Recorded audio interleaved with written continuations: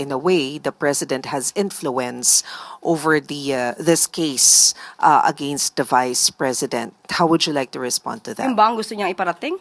Nag-i-insinuate ba siya na mayroong kinalaman ng Pangulo sa pag-iimbestiga patungkol sa pagbabanta ng Vice Presidente sa kanyang buhay?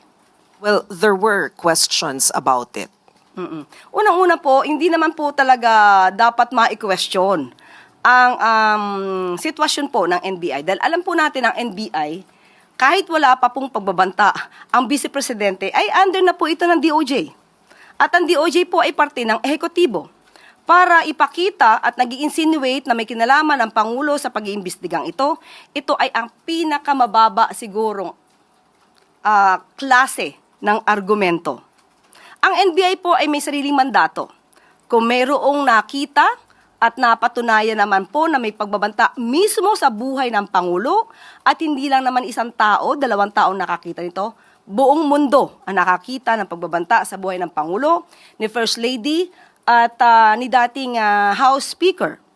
So, mandato po ng NBI na imbestigahan po ito dahil po ito ay para sa proteksyon ng ating Pangulo.